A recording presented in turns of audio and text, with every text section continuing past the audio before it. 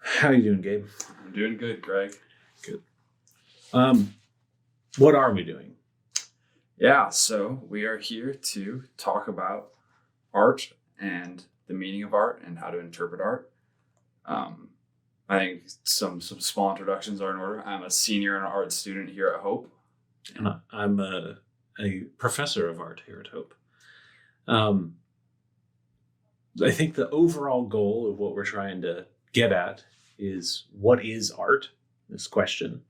We're going to look at an essay of Berry's, which we'll talk about in a minute. But one of the things he says as a poet, that at some point in time, he has to wonder what he's doing. Mm-hmm. And I think you, as an art student, at some point in time, kind of wondered what you were doing. Exactly. Yeah. I think that as with kind of the times that we live in, there's a really valid question posed right now, which is what is the meaning of art and why is art important? Why are people still doing things? Why are some people out here drawing pictures and making music and painting when there are all these issues in the world? Yeah. And hopefully some of the questions we're going to get at is why those things are so important. Yeah. And am I right in remembering, so my second question for you in my notes is, why did you want to do this? Was some of that related to not just why people are making art, but also why people keep looking at art? What does it mean? Yeah, for sure. Both like, what does it mean? What are the meanings of art? Why are we so interested in art as humans? And then even on a more personal level, like, why am I interested in art? What am I trying to get out of art? And hopefully those same questions for you, which is something I know you've thought about a great deal, which is why are you a professor of the arts? And yeah. Professor. Yeah. What in particular, like, is there any particular reason why you thought to approach me about doing this? Like, for everyone out there who may or may not listen to this, you're my intern for this semester. Yeah. Why did you want to do this? Yeah, so there's a couple reasons. We can steer away from the practical ones, like this internship. So we're already spending a lot of time talking about things. But we had a couple of conversations surrounding this topic last semester as I worked just in your studio, kind of doing menial labor and gold leafing things. Important labor. Important labor. And then with that, through some of your classes, it's also something that we've talked about a lot through, I've taken your design classes, which really end up being more classes about visual literacy and how do we look at things? And if you're asking the question of how do we look at things, the question of why do we look at things immediately arises afterward. Yeah. So it kind of felt like a natural jump. You're the professor that I'd talked to the most about it. Cool. And then also we have some shared favorite authors and some shared favorite kind of topics and arenas of the arts that I think. Yeah. Which gets to my third question for me. Mm-hmm. Why did I want to do this? Mm-hmm. Similarly, like, there's not every student would I want to try to engage in something like this, but you and I have had some interesting conversations in the past. We have similar authors that we like. And in our conversations, you've helped me articulate my ideas about what on earth is going on in the arts, which I found that being a very generalist in the liberal arts that I am, I have a very different outlook than some of the especially aesthetic theory and aesthetic philosophers who are writing in very narrow bandwidths. I've been thinking very broadly, and it's been getting some traction online, but also it's just, I feel that a lot of people are interested in what I'm saying about this, and I'd like to get better at figuring out exactly what it is I'm saying. Yeah, a lot of my YouTube channel has been developing that. Yep. A lot of my essays and my public lectures have been, but I'm hoping that through these dialogues, this isn't just me telling you what I think art is, but instead we're kind of exploring different ideas and going through them, and hopefully, if they're of interest to people, they can come along and see how our set changes as we perhaps get a backdrop. Maybe move this piano. I don't know if y'all can see this. Yeah, we'll see what happens. Yep. How it goes. But that's really my kind of why I wanted to do this and why I took you up on the offer. Awesome. Yeah. So we're starting today with an essay to kick us off here. I like to start my upper division art classes when I'm teaching them with this essay. It's called The Responsibility of the Poet by Wendell Berry. And Wendell Berry's an American poet and sort of a public philosopher of sorts. He deals with a lot of ideas regarding ecology and farming and agriculture practices. And he's got a real interesting story. He's still alive, though probably not for very much longer. He's like in his 90s, I think. Yeah. I hope one day to maybe meet him. And some time ago, I believe in 1987, he published this essay in a book titled What Are People For? And weirdly enough, at least I find it odd, because I found this essay, I actually remember the first time I read this essay, but I was in Iceland in a small car while my wife and brother-in-law were out getting wet, and I decided to sit in the rain and read this essay. And I remember it being very impactful in that moment, thinking, yeah, there's a lot here that I really liked. And to my surprise, I don't know what this means in the sense of Wendell Berry, but when he's gotten to be a part of putting together his collected works, and they have finished his collected essays. So it's 2 whole volumes, and this essay did not make the cut. So he self-selected to not include this back in like 2017. So some 30, 40 years after it was originally published. I don't know if that means he doesn't like it or what, but or a lot of his essays are quite redundant. So he might feel that in some other essay he elaborated on this better. But yeah, and I know you like Wendell Berry. So I will say on the Wendell Berry note, I think in one of his books that I have, the foreword for it is actually written by his wife, and in that she says something along the lines of, if my husband is good at anything, it's repeating himself. That essentially he has the same couple main points, and he's been hammering home on those. So it's an interesting that he chose to exclude it, but I don't know if you ever meet him. Definitely one of the top questions to ask. Right. Yeah. I think my wife would probably say the same about me. So what are your thoughts? Like if you were giving a couple sentence paraphrase of what the heck this essay is about, how would you paraphrase it? Yeah. So I read this essay for the first time fairly recently, a couple days ago, and first of all, I'll say that I really did like it. It introduced a lot of ideas that I thought were very... I don't exactly know how to put this, but oftentimes with Wendell Berry's writing, I feel as if it's like, oh, that makes so much sense. I think I've thought about this before, but he puts it so much better and so much more clearly than I could ever kind of dream of. And that's a lot of how I felt with this. But the gist of it is that he talks about the poet's responsibility is in some ways to remind people of things. That's at the core of what poetry is it's this writing that is able to remind people of a lot of different things. I think we'll dive into some of those things that he says that it reminds people of later. But he talks about how the formal structure of the poem reminds people of things. And he talks about how the fact that poetry does remind people of things is what gives it some of its kind of its weight. That's what actually brings meaning to it. And that's almost its core purpose. Yeah, it's an odd thing to think about, but frequently we think in terms of utilitarian or instrumental purposes. So if you think of, I was just about to use a cobbler, but no one's a cobbler these days. If you're a police officer, you think, that's all. I'm already like down the path of politics there. Let's say one of those a mall kiosk iPhone screen repairsman. Oh, right. Then your job, what you're doing, if you were to say the responsibility of an iPhone repairman is to repair iPhones, seems pretty simple. So it seems like you could easily say the responsibility of the poet is to write poems. Yeah. And end it there.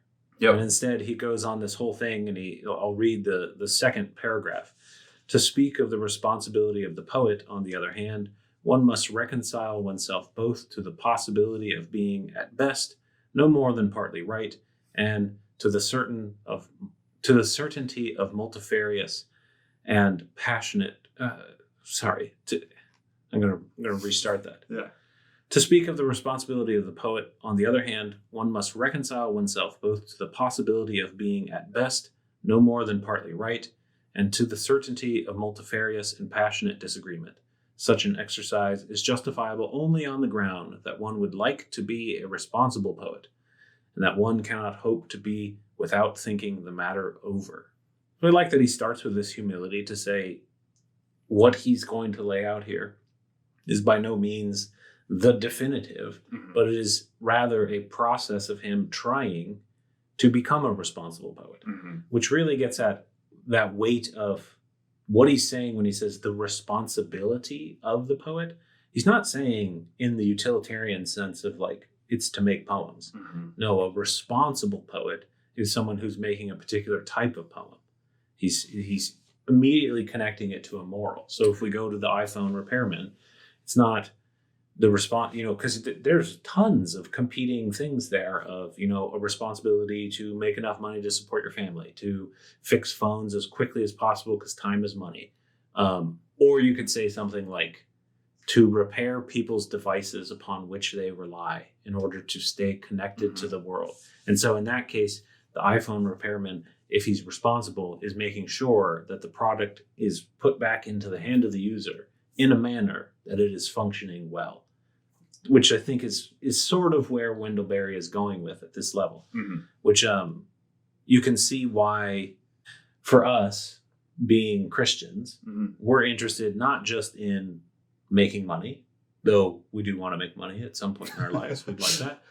But rather we're thinking of ultimate purposes and what are we doing with our lives and how does art relate to that? Because ostensibly, I'm sure you've struggled with this. There's lots of things in life that you could be doing. Sometimes art feels like a waste of time, doesn't it? It does. And I think that even with that, when you start to think about art, it becomes clear that there would be very irresponsible ways of making art. Like with a certain level of skill, it's a lot easier to make art for profit than it is to make art for meaning in some ways. That if your only concern is the price tag, like you can design for that. You can try at that if you want. But the question is, would that be a responsible use of your artistic tendency? Even in the realm of like, regardless for all the folks who aren't religious listening to us, even in the realm of that kind of utilitarian art serving the function of enriching the individual, it's just a bad, irresponsible decision because it's highly unlikely that you'll make very much money as an artist. There are very few of us who actually make considerable amounts of money, to the extent that it's like, if what you want to do, which no judgment from me if this is how you choose to live your life, if you want to be chasing money, then if you want to be responsibly chasing money, you should not become an artist. And especially you should not be a poet out of all the types of artists you could be. Of all the types of artists. Yeah. I mean, Wendell Berry, he's done well for himself, but he is a farmer in Kentucky. Yeah. Not, And I'd also add he's also a novelist and an essayist. He is by no means just a poet. Right. And it's like, out of all of the living poets alive in America today, there's like 3 that maybe some people know their name. Probably a lot of people haven't heard of Wendell Berry, even though he's one of the most popular poets. Yep. It's like, if you want to actually make money as an artist, you have to figure out how to go viral in some manner these days. Yeah.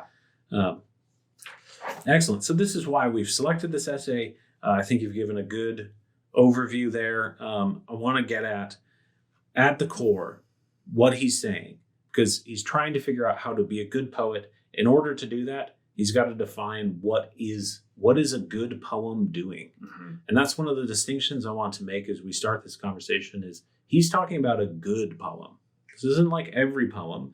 And I think we can easily take what he says and say, remove the word poem, put in the word art. I've actually done this with an essay where I just completely changed it to that, acknowledging that it is a complete ripoff of this essay. It's by no means a new essay. But so he says in his, like the bullet points, I think I'm going to hit them all. I think I've underlined them all. But fundamentally, the existence of a poem reminds first its poet and then its readers of the technical means of poetry, which is to say its power of speech or song, the play of line against syntax and against stanza. And so he's getting at what words, written and spoken, can do. Second, it reminds the poet and readers alike of things they have read and heard in the past. Mm-hmm. So when you read a poem, it brings up memory. And this, he makes a subnote under this sort of heading of what a reminder a poem can be. He says, thus the art, so private in execution, is also communal and filial, that this element of reminding people of their past makes it so that the artwork is not really an individual product, but a communal product, which I think is really key. Then he says, the third thing, a poem may remind poet and reader alike of what is remembered or ought to be remembered. So this is like, he talks about the love poems and celebrations of nature and poems of praise, and that what they do is they frame the sorts of things that people have been remembering and should remember. And we see this like public monuments. Mm-hmm. No one told you, or you didn't remember George Washington in and of yourself. The monuments, the history books, all of these products of artists, to some degree, were there to say, this is something you ought to remember. Real quick, I'd like to single in on one word there, which is that he says ought to be remembered, which I think is pretty key, that when we start talking about the responsibility question, is that he lays out a pretty clear picture of what things he believes are worth being reminded of, and what he essentially goes, that's him alluding to there's certain types of content which are worthy of poetry. And I think that's an important piece of this conversation. Yeah, we'll come back to that, because it's probably one of the areas where I disagree with him. But not, I don't disagree with the sentiment, but we'll get there. Yeah. So he has, let's see here, that's the third one. The fourth one, a poem reminds us of the formal integrity of other works, creatures, and structures of the world. And so that's not just reminding you of other things, but reminding you of how other things are made. Mm-hmm. And so when you read a poem, it might remind you of things like, if you read the Divine Comedy, you might be reminded of Conrad's The Hero with 1,000 Faces, and there's other ways in which other things are made similarly or differently. And by reading a work of art, it reminds you of the structural, formal similarities and integrities of other works of art.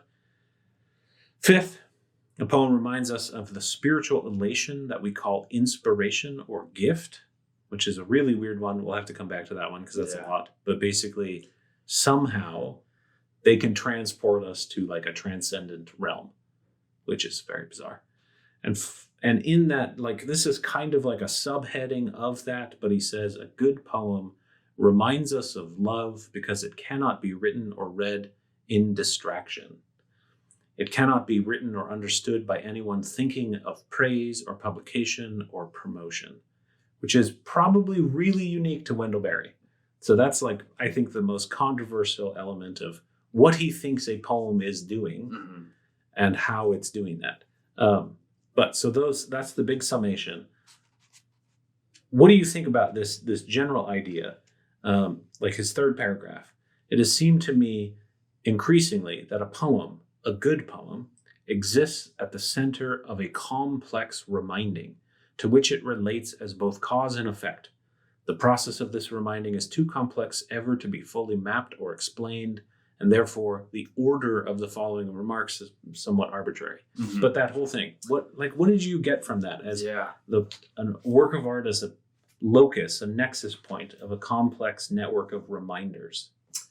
For sure. So this, for one, this is pretty heavily connected to the same idea I was talking about, where he's talking about poetry as this kind of communal ideal, right? Where it's like poetry isn't just based off of a single person, neither the author or the reader, but it's given some of its meaning by the fact that it doesn't exist in a vacuum.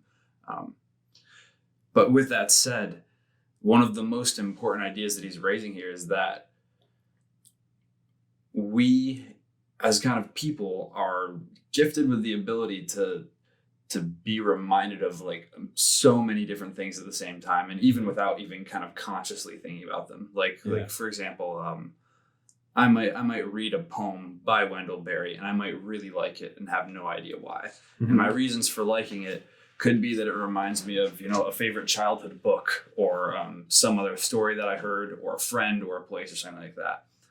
And then you start to layer on these levels of complexity that Wendell Berry had his own things that he was thinking of, or the authors that, if a poem reminds me of, let's say, the Chronicles of Narnia, well, C.S. Lewis was drawing from all of these other literary works. He was drawing from mythologies and from the Bible, and he was drawing from probably poetry that he had read and poetry his friends had written. Yeah. And it kind of just keeps on spiderwebbing out like that until I think you talk about this nexus, which is this one event, which is me reading the poem, could kind of be shot off in any direction. And I think about it almost like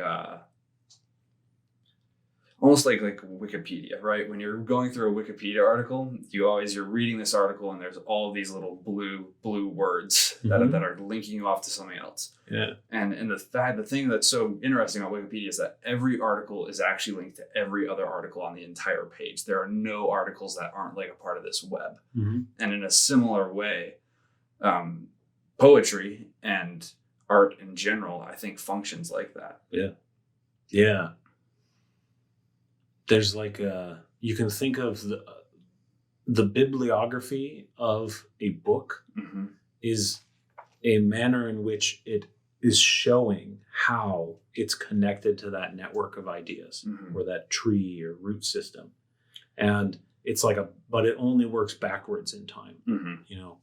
This, if you write a book in the 1st century, and you're citing your sources of Aristotle and Plato and Homer, you don't know that later Augustine's going to cite you, or Greg Lokers in a podcast is going to cite you. And so it's only, and the weird thing about the internet is the internet can start showing us not like the future, but it can show you where something stands not only in its own bibliography to the past, but where it is in the entire network, which is really an interesting thing. But so I want to dive in a little bit deeper on this whole, like what you said there was great. All of our artwork, whether like, I've had students in the past say things like they don't want to look at too much work because they want to have like pure inspiration. They want to come like as a clean slate to the studio to make things that are purely not derivative of someone else, which is nice. It's a nice thing to try to do. Yeah. It's also impossible. Like we are not blank slates, at least college students aren't. Yeah. You might believe Rousseau and say, well, children are, but that seems rather odd that they all do the same things. If they are such blank slates, you'd think that some of them would, not cry all the time. But so regardless, there's some degree where, these, like the artwork is no matter what related to everything else. Like the fact that it's hard to make a new medium altogether. As soon as you make a painting, at least minimum, you're related to all other paintings just through the fact that you're using the same materials.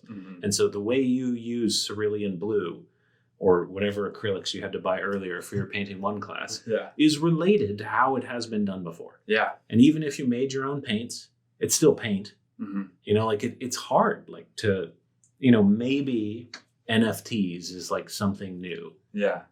I doubt it. But, like there are occasionally when we get these new mediums and we wonder what they are. And that's what, as you're trying to discover that medium, you're trying to figure out, where does this fit? Everyone thought, this is how artwork fits in the digital world. This is how artwork fits on the internet and how we can become digital art collectors, and pretty quickly figured out, no, that's not really what these things are. No. Yeah. Speaking of NFTs.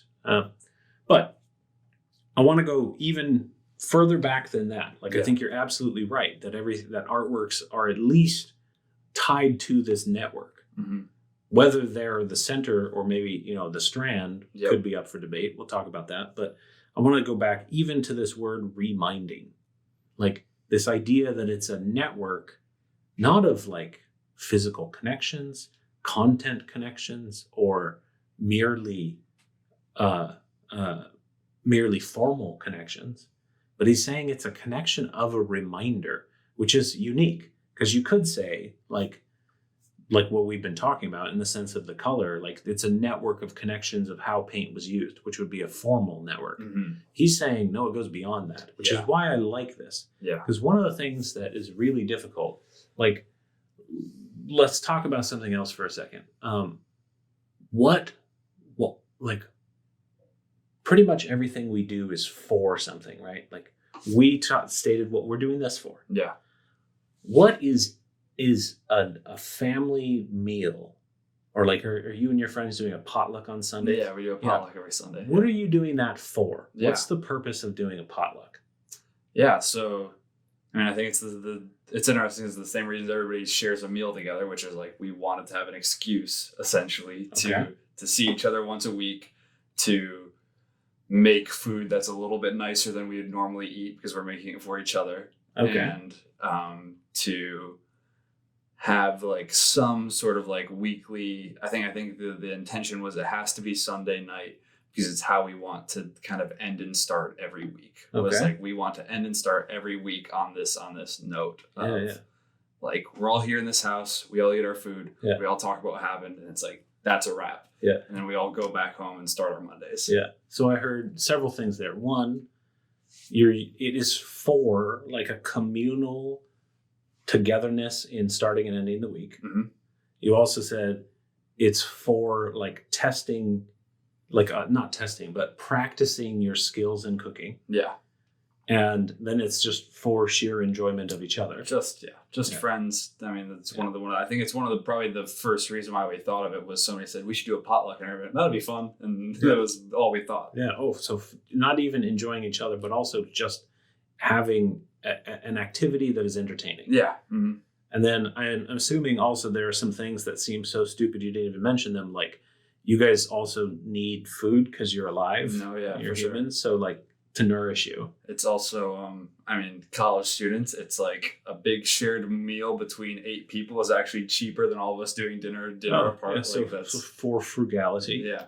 Yeah. Like the reason I bring this up is to say that like one of the things that happened with modernism, and one of the things that I can't stand, and it's like something we just can't get rid of, is this idea that you can figure out what something like the specific thing that these human universal activities is for. And you can say it's for this. Yeah. And so you get things like art is for the expression of the individual.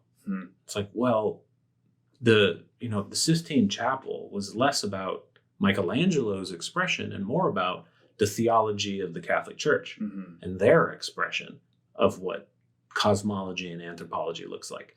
So that is weird. Yeah. So, maybe people would say, well, art today is for individual expression. I doubt that as well, because I know I make art and it's not for individual expression.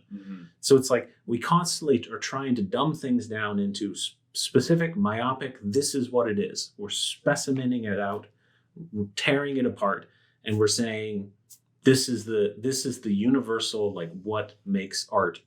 Yeah. And I like that Berry is basically saying, no, it's way more like complex than that. Yeah. It's for a lot of things. Yeah. And if you look at all human universal activities, such as eating, vocation or job, professions, all of those things are for more than one thing. Yeah.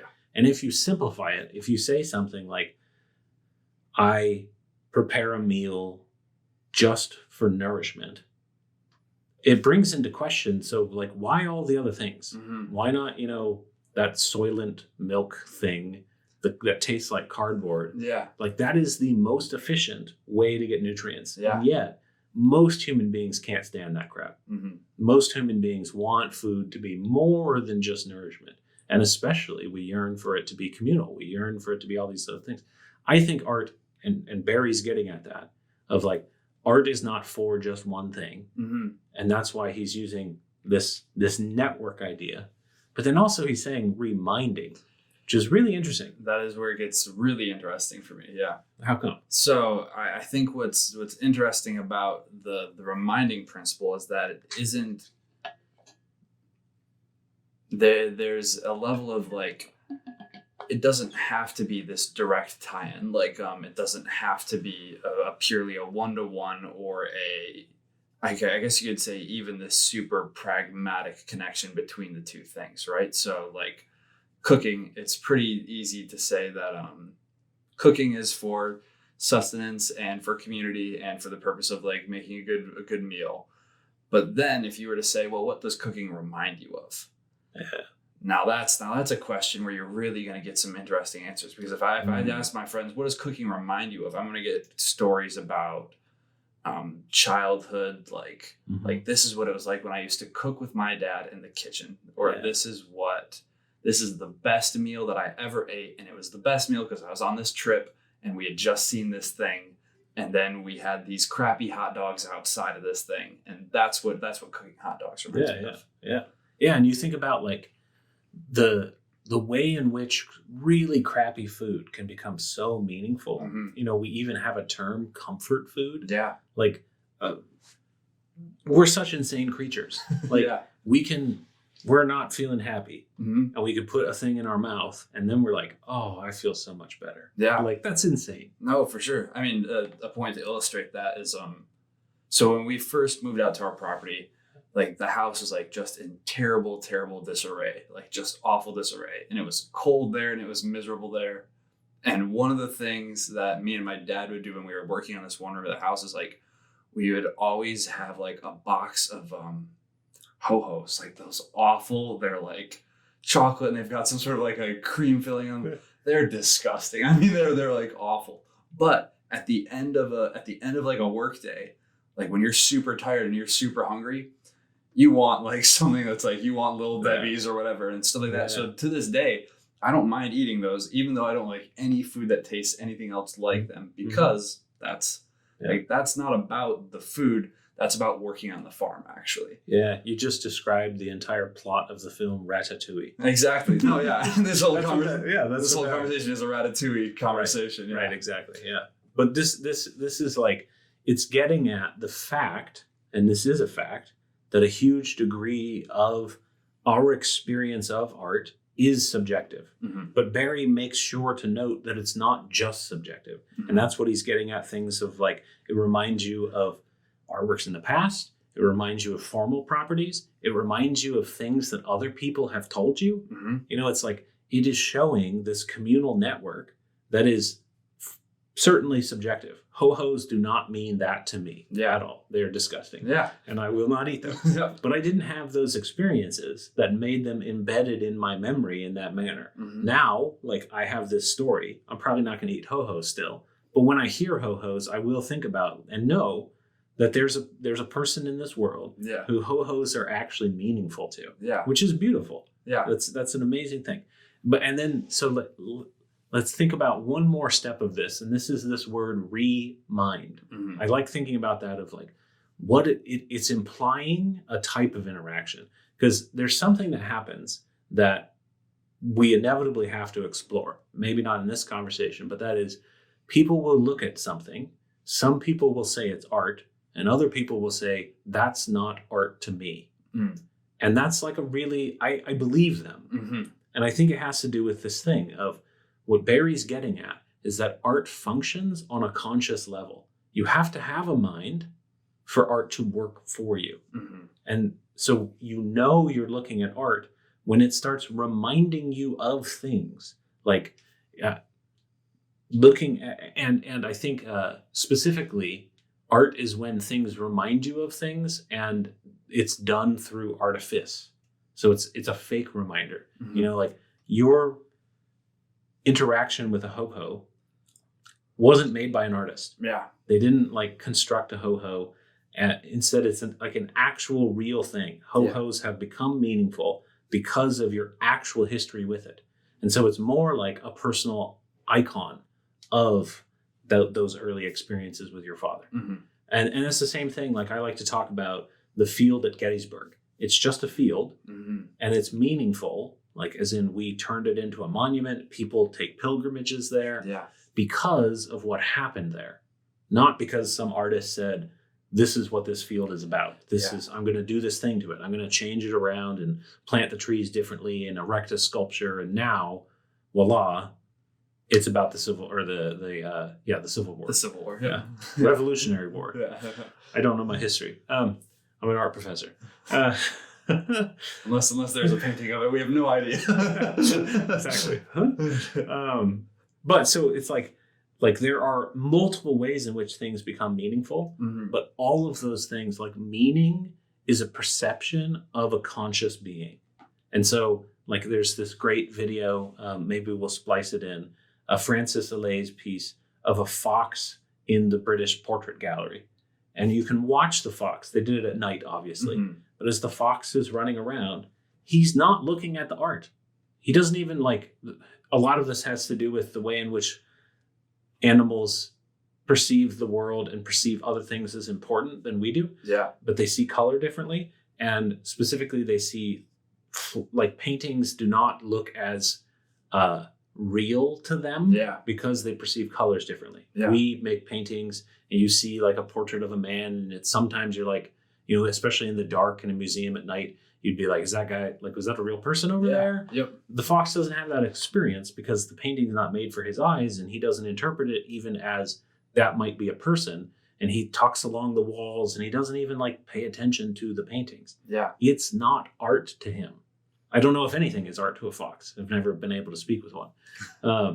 But in that sense, we're getting at that key element of what reminding means is if you hold up a book to someone who's in a coma, it's not functioning as a story. Yeah. It might function as a brick or a suffocating device, but not as art. Yeah, no. It's not doing the thing that we perceive as art in that moment in time. For sure. So there is this element of interaction between the person, like the viewer or the reader, the listener, and whatever is happening. And that interaction is a really key part of what makes something art. Yeah. And because of that, like you said, people who are saying that's not art to me, well, the chances are they're telling the truth. I believe I think one of the things, this is a slight tangent, but I think one of the things that's interesting is that artists tend to consider more things art than other people, I would say. Yeah. I think that's a pretty key part of artists. And a lot of times, especially when you have people who are, you think about really modern paintings or modern sculpture. So you think about color field paintings, things by Rothko. A lot of times people see that and say, that's just a blue canvas. It's not art to me. And the reality is that they're not having the same interaction with somebody who maybe had the time to actually read about it, or somebody who, had some other experience. Right. And they might not have the linguistics, the language to realize that it can still be art, even if it's not good art. And that's one thing I would say is I think Berry might say something like bad art is art that only functions on one level of this reminding. If it just reminds me, if I make a drawing and it reminds me of, I don't know, my childhood, a wonderful event, but it means nothing to anyone else, it's probably not a good work of art. It might be great for me, but if you look at it and you're like, that's not very meaningful, Greg. Yeah. Or I think about this in the context of, oftentimes the way that I write things down in my notebooks, it's it'll be super fast. It's in my messiest handwriting, and it's in this kind of weird shorthand where it's, only verbs and nouns, and I'll know what it means. Awful writing. The writing's terrible. I would never show anybody that writing, but to me, it has a lot of meaning. Yeah. But I wouldn't ever deign to call that authorship of something. That's just not what it is.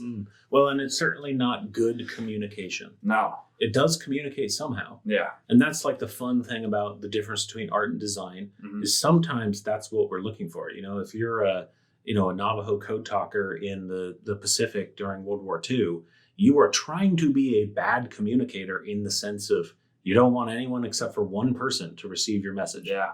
And so it's you're looking for a manner in which that happens. So it's another thing to sit there and say, to realize that when we're talking about good art, we're talking about artwork that is functioning on a particular level. And what that generally means is a pretty broad audience that can all agree on some amount of these similar reminders. And especially if you're interested in like New York art galleries, all of that, you're narrowing your audience a little bit. New York art critics, Jerry Saltz, people at ArtNet News or Art Newsnet, whatever it is. Yeah. You're looking for them to be able to be reminded of something and something they enjoy. Like they might be reminded of, how much they hate Donald Trump, in which case they probably won't like your paintings. Yeah. I'm not saying you're making Donald Trump paintings, but to talk about this for all of those folks who have a hard time with especially modern art, but postmodern art and contemporary art today, what people frequently think of artwork is that it should be for them. So when they come to an artwork and it confuses them and it doesn't remind them of anything, they think there's something wrong with this artwork. Yeah. Because I at least know what things are. I know how to live my life. Yep. Shouldn't an artwork make sense to me? Yeah. And they're missing some pretty key elements there, because it's like when I only read and write and speak English. When I encounter a book in French, I don't get mad at the book. I understand that there's a part of me that cannot encounter this thing properly. Yeah. And it's a shortcoming of me. Now, artists in the 20th century did not do much of a favor, because when people showed up and said, I don't understand this, they basically gave them the cold shoulder and were like, yeah, we know. Yeah. Which is interesting, because on one hand, there's nothing, I certainly want to say there's nothing wrong with, on the viewer side of things, like not understanding a piece of art. And in fact, there's something really beautiful about not understanding something and then coming to understand it. Like that, I think one of the reasons why I've enjoyed so many of the art history classes here at Hope is that oftentimes like an art history class will make me love a piece of art that I absolutely like couldn't get my first time through, whether that's a historical painting or a statue or like my first time through like our intro level art history course.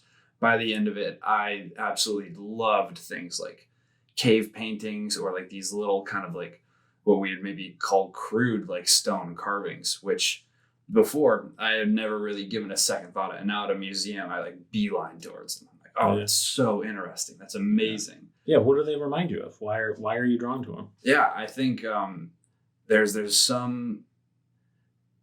I think, well, for one, knowing the actual history behind something does actually give it a lot of weight in general. Like being able to understand what part of history something reminds you towards of gives it some meaning in and of itself. So there's something to be said for just like understanding the time and understanding the method of production that is really fascinating. But on top of that, seeing that in the context of weirdly enough how similar it is to newer paintings, or seeing how there are themes that I couldn't pick up on that have been repeated like over and over and over again. How there's something in a cave painting that is also present in a Matisse, that is also present in a Calder, is like fascinating to me, and to understand like, oh, that's very human actually to look at this and to kind of understand that part of it.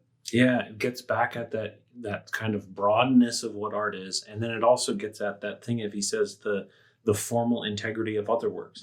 You look at this thing from 30,000 years ago, and you realize, man, we've been doing the same things for 30,000 years. Yeah, like we're not that different. Yeah, we have a very different setting, but we're still doing the same things. And then I always think about like, the power of a line, one line on one of those animals on the wall, and lasting way longer than I could ever imagine.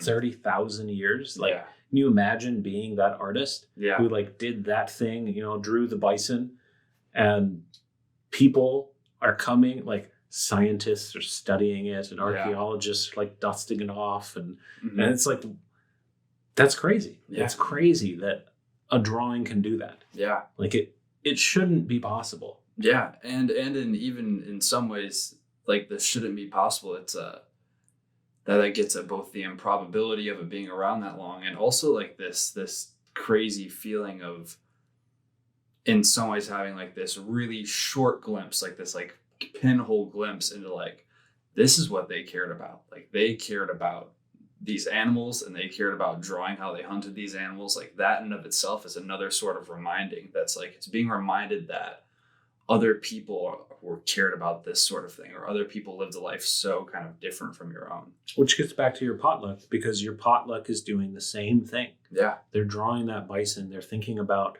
their meals and what they're doing together and what survival means. Yeah. And survival means something very different for us today. But you're doing the same exact thing with your potlucks with your friends. Yeah. And maybe one day you're going to start making little drawings of the soups and all the chickens and I don't know, whatever else you're eating. Yeah. Yeah. It's very strange. I think so.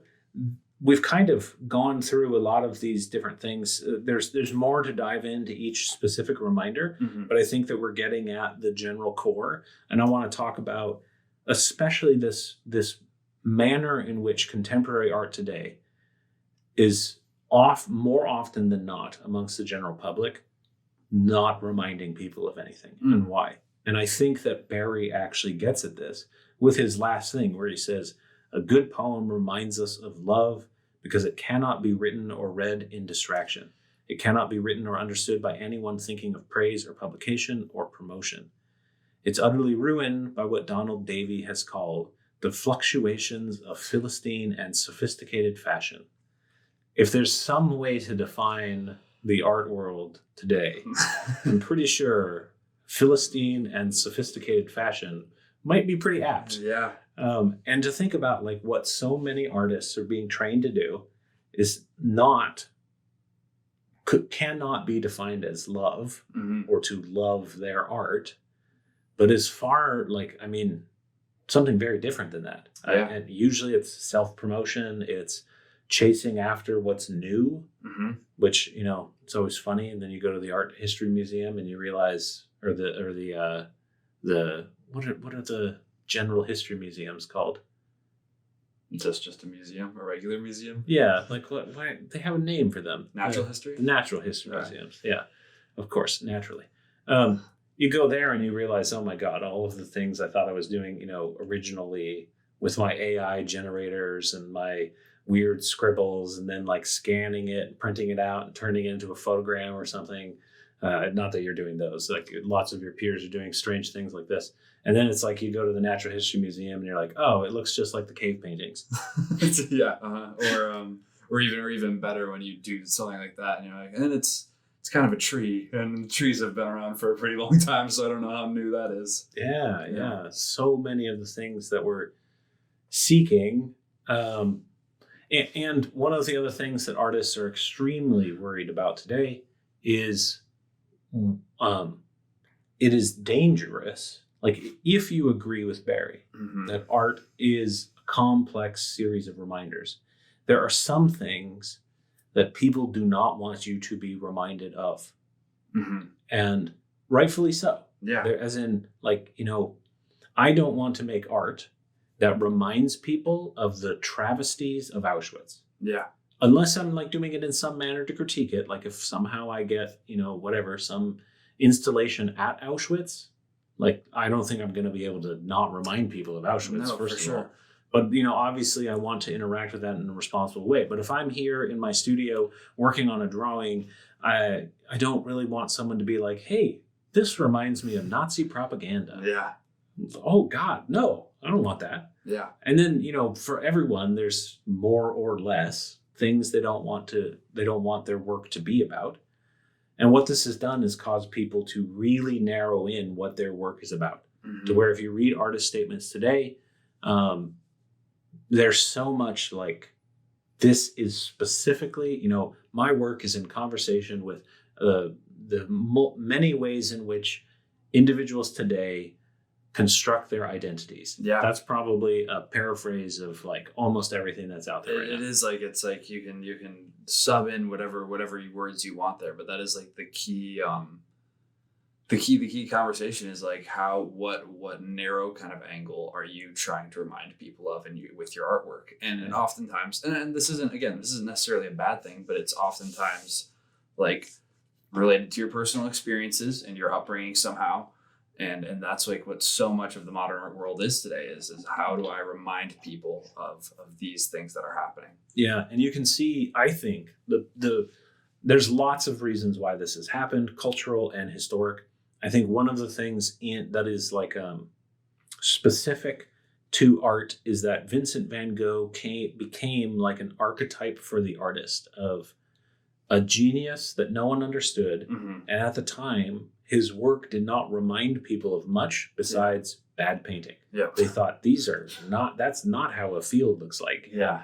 That woman's face is very green. And, you know, like they didn't have a network big enough where they could see how he fit in. Yeah.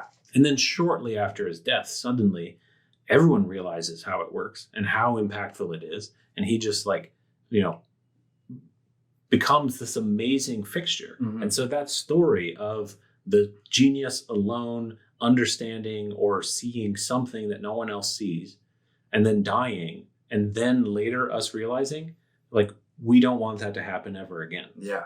Mainly for the financial reasons. So you want to figure that person out. You want to pump out, you want to get as much work from them as possible. Yeah. And you want it for yourself at the cheap rate. Yep. And then you want them to, you know, them dying some tragic death is fine. So the more tragic, the better for your investment. For the story. Yeah. And then, you know, balloons and you saw it. You saw the Van Gogh early on. And that's why I think so much of this is like we've been confused by that archetype. Yeah. Because before the 20th century and the late 19th century, art served very different masters, mostly the rich and famous, mostly religious, you know, the Catholic Church in the West in particular. Mm-hmm. But, you know, whether that, you know, be Buddhism or Shinto in Japan or Hinduism in India and Taoism in China, frequently religion was the thing that it was serving. And so the artwork was good if it reminded you of the proper religious experiences and theology and things like that. And so because of that, the individual didn't matter as much. Mm-hmm. Artworks weren't even signed. Yep. Like, it didn't matter. Even today, like in religious communities, iconography is not signed. Yeah. Although sometimes I guess it is now. Like some of them are being like by the hand of so-and-so. So they're like somehow trying to adjust to that. But no, but I think that ties in directly into that part, which it cannot be written or understood by anyone thinking of praise or publication, right? When you think about this kind of the artist as a mythological figure, the misunderstood genius, like all of those things. The reality is like even like some of the most famous cathedrals and temples, and I mean, if we're going back again to like if you think about ancient Egyptian artifacts and these cave paintings, things that we consider great works of art,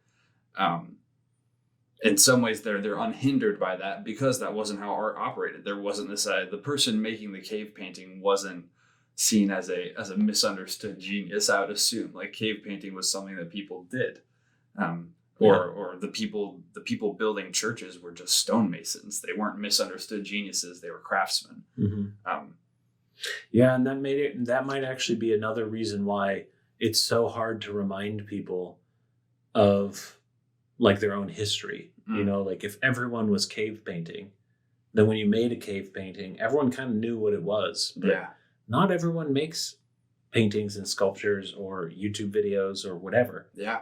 Like there are lots of people who go throughout like the majority of their lives after kindergarten not really making anything. Mm-hmm. And so they don't even have this vocabulary of their own experiences. They have to rely on other stories. And sometimes people don't have those stories, mm-hmm. you know, for one reason or another. And that's where I think that the whole entire, like we should talk about the ending of this because he ends in a very unique way. One that I've wrestled with a lot because I would call myself a professional artist. And he says, he says right after that Philistine comment, we're now inclined to make much of the distinction between amateur and professional. And basically to sum it up, correct me if you think I'm wrong here. He basically says, all good art comes from amateurs, not professionals. Because as soon as you're doing something for your profession, then you're doing it for an incentive that is not love. That the amateur creates out of love for the, like, you know, if you're an amateur poet and you just have to write a poem about, you know, your paramour, it's fully out of love. It's out of love for them. It's out of a need to express that love. It's out of a love for how words can express love. Whereas if you're a professional poet, you're writing a poem because like you don't make money any other way. And he seems to buy into this idea that money corrupts. He does. Well, I think a key line here that I think is that stood out to me is it is reassuring to know that these words were first used in opposition to each other less than 200 years ago. I think that's a key. That's a very important part, because if you think about what it meant to be a professional 200 years ago, it meant a very different thing. And what we're going to start talking about here, I have a feeling in a second, is what we touched on briefly, which is vocation, right? Mm-hmm. And profession and vocation, which are now two largely separate things, which used to be very, very intertwined. So to be honest, my take on this wasn't so much of a question of whether or not being paid for your work corrupts your intention. It was more so one of if a vocation, is this something that what are your reasons for doing it, I guess. Yeah, you're trying to dodge how scathing he is towards professionals. I go the same way with you. Like I would say there's a way to like agree and subtly sidestep what Berry says here, because he basically says he ties into that history of the professional of like how it used to be an insult. Because if you think about the agrarian days, if you were only good at one thing on the farm, you were a crappy farmer. Mm-hmm. And so it's like this idea of like, I'm a professional shepherd. It'd be like, so you're functionally like, if all the sheep die in a blight, you are useless. Mm-hmm. Like, don't do that. Like, you should be an amateur shepherd, an amateur, all these other things. And especially if you consider amateur coming out of a place of love, then that means you're going to struggle, but you're going to get it done because you won't settle for less because you're an amateur. Whereas when you're a professional, there's all kinds of competing tensions as to why you might do something, mm-hmm. which to me makes me wonder. So I'm a professional artist. Am I acting like this kind of professional? Or is there a way that I can be making money and yet approach my work with the love of an amateur? Right. I think that might have been what I was trying to get at. And I definitely agree with that as well. So I think of two, upon reading this essay, my dad, who is a farmer, I took this to him. I said, hey, like, what do you think about this in the context of the farm? How does this make you feel? And he said two things. The first is he's a blacksmith, and he said, as a blacksmith, as somebody who considers himself, he considers himself a craftsman, not an artist. I think he sees the arts and the crafts as very similar, but he would call himself a craftsman. Yeah. He says that the good blacksmiths he knows say that if they cannot see something about their past work that they dislike, it means that they haven't been growing. So that's this first kind of take, is where he's like, this mindset of the perpetual amateur is a growth mindset.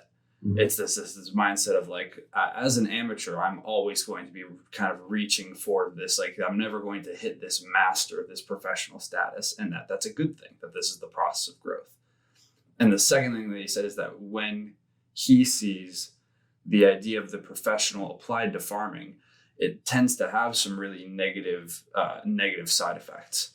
I think the example that we talked about was, if you are a professional potato grower, the best thing to do is to turn 3,000 acres into potatoes, and to buy a harvest combine, and to use Roundup, and essentially engage in a manner of professional farming that will ultimately destroy the land. Yep. Or if you're a professional chicken farmer, what you're going to result in is factory farming, which I'm willing to say is just bad in every way. There's nothing good about it.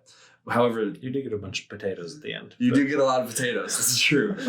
But then this mindset of the amateurs, if you're doing those things out of love, perhaps love of the act of farming, love of the potato, love of the chicken, you're going to arrive at a very different end result, which is, the small farm, the small field, the small plot. Mm-hmm. Mm-hmm. Which makes me think about, let's take this into the context of art again. Yeah. Even just talking about viewing art as, on the one hand, we've been saying you need to grow your network of connections, especially today as art has become far more esoteric. It's not just talking about things that everyone experiences in their everyday life. A Rothko painting is not easy to be able to encounter and understand what it could remind you of without someone talking to you about it. Unless you had really tracked the history of painting, but not just painting, a lot of sculpture, photography, architectural space. You had to track it for like a good 200 years to understand the slow shifts and how you got from, painting Napoleon and his coronation with Jacques-Louis David to Rothko painting just a square just of blue or orange or something. So on the one hand, it sounds a little bit like we're saying, in order to view art, you have to become an art professional. You have to know this history. You have to study all these things. On the other hand, what I find amongst a lot of art-looking professionals is that frequently they don't actually look at art very much anymore because they trust their network. And so they see it, they look at a work of art and they can immediately place it, and then they don't have to think about it very much. And they might miss new ways in which their network could grow broader. And that's where I think that there's like a struggle in this of, and I think as a professional artist in the art making thing, I'm doing a similar struggle of, I need to make things that look and are received as art. That's like me being a professional. That's me thinking about all the things of I need to get shows, I need to sell work, I need to, do the things that an artist does in order to function and live in that world. But then I also need to remain an amateur, and I need to remain open, and I need to approach my work with love. The same thing is true when you're looking at art. You do need a degree of professionalism. You need to understand things and how they work and how they fit in other contexts. But then you also need to not get arrogant and keep that amateur spirit and keep learning, which to me gets back to his first quote there of saying, that he's going to, that such an exercise is justifiable only on the ground that one would like to be a responsible poet. So it might be, I wouldn't be surprised if at some point in time he realized that his vilification of the professional was a little bit too harsh in this. But I do think that this is a really great place to come to realize how complex an artwork is and what exactly we're getting at. We're not just getting at formal characteristics. We're not just getting at how it fits in art history. We're not just getting at how you interpret it or I interpret it. And it's this huge thing, because one of the things we're going to do in these videos is talk about methodology. I don't like having methodology. That's why I'm an artist, not an art historian. Yes. But part of it is because of this, because some works of art, their formal properties are the really cool, interesting properties. Richard Serra, there's very little I need to talk about regarding art history. What we need to talk about is steel and how steel works and what you can do with steel, because everyone, I love seeing, people who work in metal, people who make steel girders or something. Yeah. When Richard Serra, they know so much about steel. I don't know. Do you know if your dad has ever experienced any of Richard Serra being a blacksmith? I don't know. I would love to see him respond to a Richard Serra piece, because it is a different experience of steel. Yeah. And you never knew that steel could become caverns and walls and make these unique, interesting spaces that feel like you're in a church when really you're just surrounded by steel. Yeah. It's it's bizarre. And that's where, what I want to get at is something similar to Berry here of we're not going to land on a distinct definition necessarily. We're going to land on a series of practices, a series of ways to think about what does this remind me of? Yeah. And how is this a helpful experience to me? Mm-hmm. And I like that level of subjectivity because it's acknowledging that, like, I can't read Dostoevsky in the Russian, and I acknowledge that it's probably great, but right now I'm not planning on learning Russian. Yeah.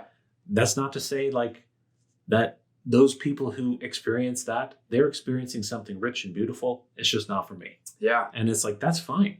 You don't have to enjoy all artwork. It's okay to not like Rothko, which I generally don't really like Rothko, but I acknowledge where he fits. And I acknowledge where one of my favorite artists of all times, James Turrell, is a direct descendant of Rothko. Mm-hmm. And if Rothko never happened, I would never get to experience James Turrell. Yeah. And for that, I'm like, oh, I have to at least be thankful for Rothko. Even though I don't particularly like looking at the work, I get why some people are like enchanted and just love it. But I do love James Turrell. Mm-hmm. And it's like, even if it's like, I just have to have that many Rothkos just to get James Turrell, it's worth it just on that level. For sure. And I think what we're kind of honing on here is, and often the place that I feel like we're going to land in a lot of these conversations is this kind of this balancing act, right? Where what we're talking about is responsibility, and the responsibility is to try and figure out your place in that balancing act, the balancing act between amateur and professional, where there is this quality to professionalism where you're talking about some really positive things, like we could say standards and focus and like drive and commitment, which are wonderful and truly like professional things that are weighed upon just as equally by these amateur things of this kind of like this beginner spirit and doing things out of love, and that you're unhindered by the thinking of praise or publication or promotion. Like the grandmother knitting socks for her grandchild is like unhindered by this thought of promotion. Like there's none of that in those socks. Yeah. And at the same time, you want your grandma to know how to be able to sew, because if she doesn't, know how to do the basics of I don't know, the first thing about sewing, if she doesn't know how to do the basics, they're not going to be good socks. Yeah, exactly. I think you're right that we're going to be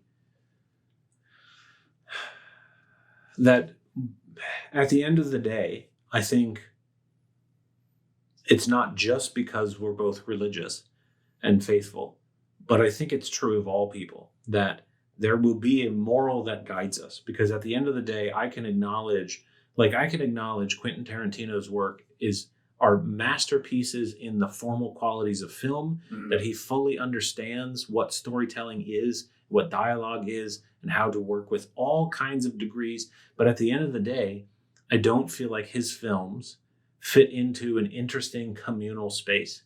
Like, you can talk about, if I'm with a bunch of film junkies, we can talk about Tarantino for a long time.